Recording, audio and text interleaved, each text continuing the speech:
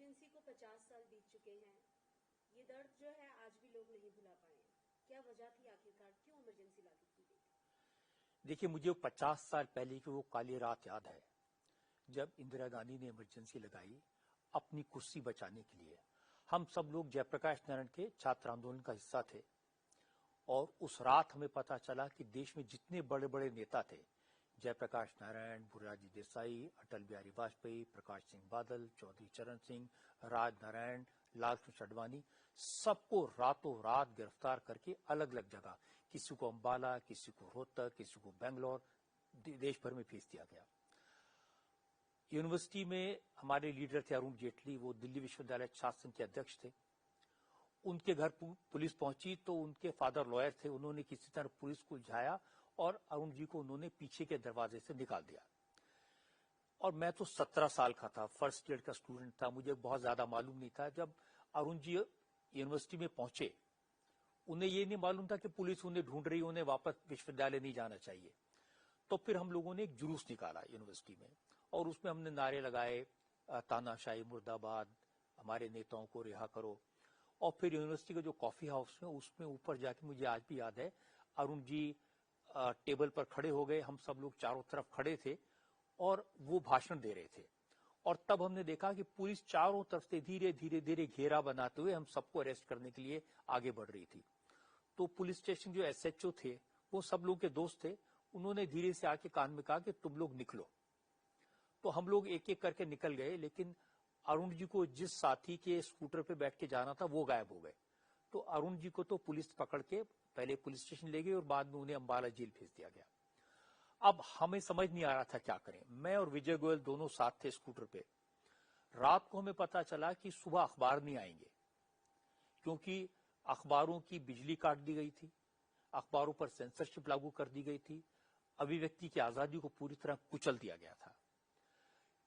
दूरदर्शन था, all India radio था, वो पूरी तरह सरकार के कंट्रोल में था और हमारे पास में और बल्कि देश की जनता के पास खबरें जानने का कोई तरीका नहीं था। ये बीबीसी से पता चला था कि देश में इमरजेंसी लग गई है और बाद में ऑल इंडिया रेडियो पर मिसेस गांधी ने अनाउंस किया। तो 2 दिन तक तो हम लोग भी परेशान थे, कभी किसी की दुकान पर सो जाते थे, कभी किसी के घर में सो जाते थे। हमारे घर में लगातार पुलिस हमें ढूंढ रही थी। फिर सोचा क्या करें। सबसे बड़ी बात यह थी कि लोगों को कुछ खबर नहीं पता चल रही थी। तो मैंने और विजय गोयल ने प्लान किया कि हम लोग एक पर्चा निकालेंगे, साइक्लोस्टाइल्ड न्यूज़पेपर जिसको हमने कहा था, उसका नाम हमने रखा मशाल। और उसके ऊपर जो साइक्लोस्टाइलिंग पेपर है, मेरी हैंडराइटिंग अच्छी थी तो मैं हाथ से उस पर पूरी खबर लिखता था। तो मैं तो कहूंगा कि जर्नलिज्म में, पत्रकारिता में वो पहला स्टेप था जो जबरदस्ती मेरे सिर पे आके पड़ा। और फिर उस अखबार में हम लिखते थे कि सारे लीडर जेल में हैं, किसने भूख हड़ताल के, जो जो खबरें हमको मिलती थी। तो कई दिन तक वो सिलसिला जारी रहा और वो अखबार लेके हम फिर लोगों के घरों में डाल आते थे। वो काफी दिन तक ये सिलसिला हमारा चलता रहा। सर, एक लंबा समय आपका जेल में बीता, उम्र कम थी, कम उम्र में अचानक से, जो कि जुवेनाइल उसमें आते थे, कहीं भी लीगली परमिशन नहीं थी कि आपको जेल भेजा जाए। वो जो समय था और जिस ग्रुप के साथ आपको रखा गया था, उसके बारे में क्या कहेंगे? 2 बातें थी। पहली बात तो ये कि जिस दिन मुझे पकड़ा गया, जिस जगह से हम लोग, एक शर्मा न्यू आर्ट्स कॉलेज था, उनकी साइक्लोस्टाइलिंग मशीन पर रात के अंधेरे में वो अखबार निकालते थे, साइक्लोस्टाइल करते थे, वहां पर पुलिस का छापा पड़ा। विजय गोयल तो भाग गए, मैं पकड़ा गया और मुझे पुलिस ने हथकड़ी लगाई और पूरे रास्ते वो हथकड़ी से खींचते हुए पुलिस स्टेशन ले गए। और वहां फिर उन्होंने बहुत पिटाई की और मुझे कुर्सी पे बिठा के मेरे पांव सामने की कुर्सी पर बांध दिए और जो शिन्स हैं जो उनके ऊपर वो डंडे मारते रहे। तो खून भी बहता रहा। लेकिन वो मुझसे सवाल पूछ रहे थे कि मदन लाल खुराना कहाँ है, तुमने विजय गोयल को कहाँ भगा दिया, इसके लिए तुम्हें फाइनेंस कहाँ से मिलता है।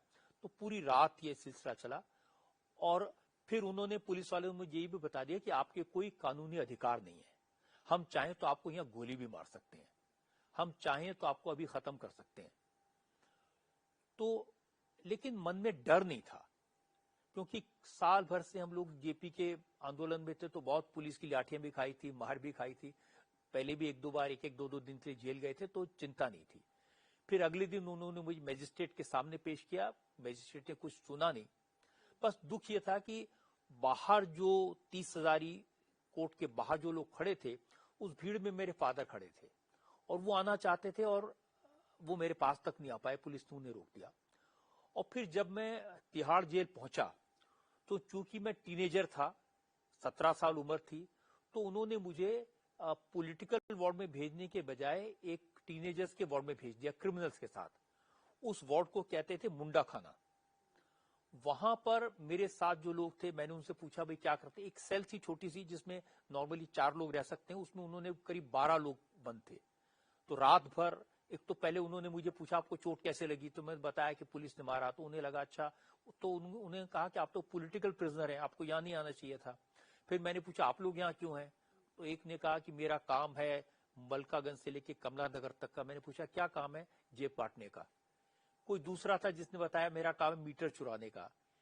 उस वार्ड का जो इंचार्ज था उसने संगम सिनेमा पर मर्डर किया था, तो उसको उम्र कैद की सजा हुई थी। उस वार्ड का इंचार्ज था, वो थोड़ा पढ़ा लिखा आदमी था।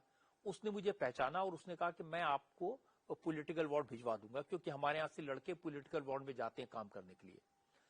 करीब 2 दिन के बाद में वो पॉलिटिकल वार्ड में मैसेज पहुंचा और फिर वहां से जो हमारे दोस्त थे वो आए और मैंने देखा कि वो तो अच्छे खासे सफेद कपड़े पहने हुए, कुर्ता पजामा, और वो फिर मुझे ले गए। तो political ward like a prisoners camp, जिसमें एक डिस्पेंसरी भी थी, जिसमें एक किचन भी थी, जिसमें एक लाइब्रेरी थी और खाना वहीं बनता था और लोग लाइन में बैठ के खाना खाते थे। सबसे पहले मुझे डिस्पेंसरी ले गए, जो घाव थे उस पर दवाई लगाई, पट्टी बांधी।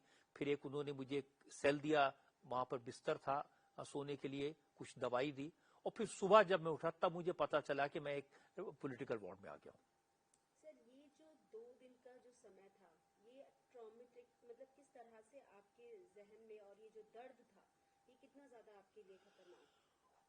2 दिन वो बहुत ही ऐसे पेनफुल दिन थे जिनको मैं कभी भूल नहीं सकूंगा। एक तो चोट लगी हुई थी, खून बह रहा था, इलाज का कोई तरीका नहीं था, और उस वार्ड में न तो टॉयलेट था ठीक से, न खाने के लिए कुछ था। ये तो फॉर्चुनेटली उस नंबरदार जिसे कहते हैं, जो इंचार्ज था वार्ड का, जो मर्डरर था, उसने मुझे पहचाना और उसने मुझे थोड़ी बहुत मदद की। वो अपने सेल में खाना पकाता था, वो खाना उसने दिया और वो मुझे बार बार पूछता था कि बीड़ी पिएंगे या सिगरेट पिएंगे या चाय पिएंगे। तो लेकिन वो 2 दिन ऐसा लगता था कि शायद अब जीवन यहीं खत्म हो जाएगा, इसके आगे अंधकार है, कोई रास्ता नहीं है और मुझे इन क्रिमिनल्स के साथ रहना पड़ेगा, क्योंकि ये कल्पना नहीं कर सकते थे कि पॉलिटिकल वार्ड में कैसा एटमॉस्फेयर होगा। और फिर ये जो क्रिमिनल्स थे ये तरह तरह की बातें बताते थे। ये कहते थे कि अब आपको यहाँ रहना पड़ेगा, फिर एक दिन हवाई जहाज में बिठा के आपको साइबेरिया के रेगिस्तान में छोड़ देंगे। फिर किसी दिन, दूसरे दिन किसने कहा कि नहीं, मैं पॉलिटिकल वार्ड से खबर लेके आया हूं कि आप सारे प्रिजनर्स को अब वो एक शिप में बिठाएंगी इंदिरा गांधी और उस शिप को समुद्र में डुबो देंगे। तो इस तरह की चीजें बार बार आती थी, तो मन में डर तो था लेकिन हिम्मत नहीं हारी।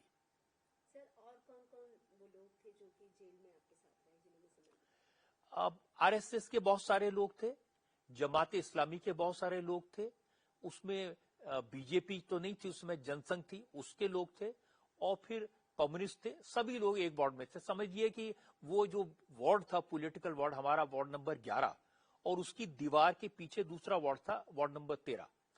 13 नंबर वार्ड में बड़े बड़े पॉलिटिकल प्रिजनर्स थे। उसमें चौधरी चरण सिंह थे, प्रकाश सिंह बादल थे, राज नारायण थे, और हमारे वार्ड में नॉर्मली जो कॉलेजेस के प्रिंसिपल्स थे, टीचर्स थे, लॉयर्स थे। मुझे याद है प्राणनाथ लेखी वहां थे, पीएन डोगरा राजधानी कॉलेज के प्रिंसिपल वो वहां थे, मदन दास देवी जो आरएसएस के बड़े लीडर थे वो उस वार्ड में थे।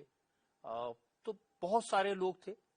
लेकिन फिर उसमें जमात इस्लामी के ही लोग थे, वो अपना नमाज पढ़ते थे, आरएसएस के लोग शाखा लगाते थे, लेकिन खाने पीने का तरीका एक ही था। उसी वार्ड में जो घंटे वाला हलवाई है चांदनी चौक के, वो भी अरेस्ट करके जेल में थे, तो वो किचन के इंचार्ज थे, वो खाना बनवाते थे और सब लोग लाइन में बैठ के खाना खाते थे। उस समय कोई ये नहीं देखता था कि कौन जमात इस्लामी का है और कौन आरएसएस का है, कौन कम्युनिस्ट है और कौन जनसंघ का है, एक तरह का ऐसा। और सब लोग शाम को नारे लगाते, तो मेरी ड्यूटी ये थी नारे लगवाने की। तो वो तानाशाही के खिलाफ, इंदिरा गांधी के खिलाफ, इमरजेंसी के खिलाफ रात को आधा घंटा नारे लगाते थे। हम जानते थे ये आवाज कहीं बाहर नहीं जाएगी, लेकिन अपने मन को संतोष था कि हम आवाज लगा रहे हैं और ये आवाज शायद कहीं गूंज करके देश में पहुंचेगी। किसी तरह का सर कम्युनिकेशन हुआ था सरकार से उस वक्त जब आप जेल में थे? लगभग इतने समय तक जेल में आपने समय बिताया। नहीं, कई महीनों तक तो कोई कम्युनिकेशन नहीं था। कोई किसी तरह का कोई कम्युनिकेशन सरकार के साथ होने का सवाल ही पैदा नहीं होता था। जो जेलर थे, जो वहां लोग थे, उनसे कम्युनिकेशन होता था, लेकिन उनको भी कुछ पता नहीं था। ये भी नहीं पता था कि जेल के बाहर क्या हो रहा है। इसीलिए तरह तरह की अफवाहें, तरह तरह की डरावनी खबरें बार बार अंदर आती थी, लेकिन किसी को पता नहीं था। हमारे घर के लोग कभी कभी जेल में मिलने आते थे। जब वो जेल में मिलने आते थे तो उनसे थोड़ा बहुत बाहर के दुनिया के बारे में पता चलता था, लेकिन वो ज्यादातर घर की बातें, परिवार की बातें यही करते थे। और उस समय जेल से मैं लेटर्स लिखा करता था अपने भाई को, अपने फादर को। तो वो लेटर्स जब मैं बाद में देखता हूं तो मुझे वो देख करके बड़ा वो दिन याद आते हैं कि मैं कैसे कैसी तकलीफ अंदर थी और क्या क्या हम लिखा करते थे उस समय, और घर वालों को क्या फील होता होगा, ये बड़ी बात थी। सर जब जेल से बाहर आए तब आपने क्या आगे का सफर किस तरह से तय किया? जेल से बाहर आए तो वो आजादी का वक्त था। ऐसा लग रहा था कि न जाने कितने बरसों के बाद एक खुली हवा में सांस लेने का मौका मिल रहा है, अपनी बात कहने का मौका मिल रहा है।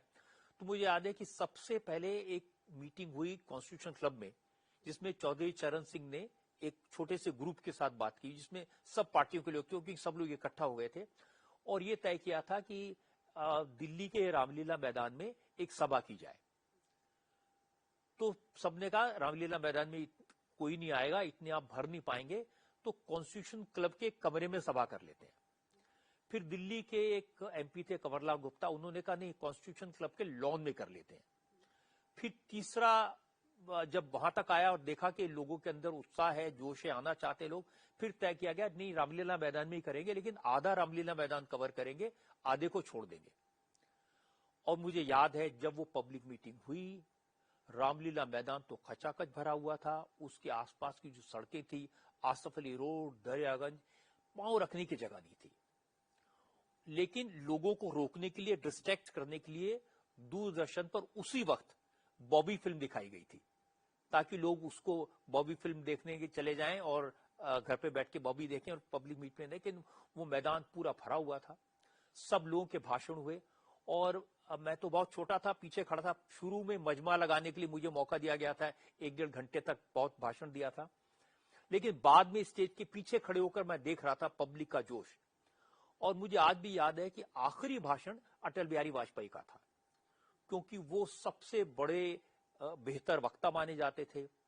और अटल जी जब बोलने के लिए खड़े हुए, उनसे पहले मोरारजी देसाई और बाकी लोग बोल चुके थे, अटल जी जब खड़े हुए तो बहुत देर तक तालियां बजती रही।